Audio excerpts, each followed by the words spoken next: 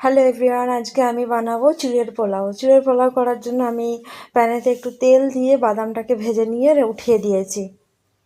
তারপরে ওই তেলের মধ্যে একটু দিয়ে দেবো কালো সর্ষে, একটু পেঁয়াজ আর একটু কারি পাতা দিয়ে ভালো করে ফ্রাই করে নেবো। তারপরে দেবো হলুদ গুঁড়ো দেওয়ার পরে একটু ভালো করে ফ্রাই করে নিতে হবে। এখানে আমি ভিজিয়ে রেখেছি চিড়ের মধ্যে একটু নুন আর একটু চিনি দিয়ে মাখিয়ে নিয়ে কড়ার মধ্যে দিয়ে দিলাম। কড়ার মধ্যে দিয়ে ওটাকে ভালো করে নাড়াচাড়া করতে হবে।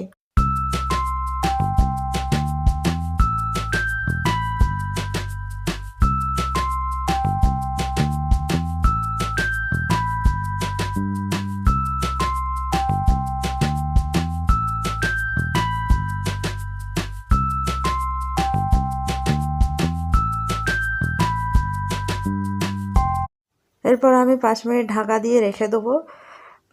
5 মিনিট ঢাকা দিয়ে খোলার পরে এই অবস্থা।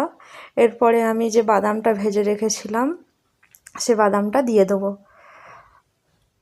বাদামটা দেওয়ার পরে আমি একটু নাড়াচাড়া করব। তারপরে একটা গোটা লেবুর আধখানা লেবু আমি দিয়ে দেবো। দিয়ে গ্যাসের চুলোটা কিন্তু অফ করে দিতে হবে, দিয়ে 2 মিনিট ঢাকা দিয়ে রেখে দিতে হবে।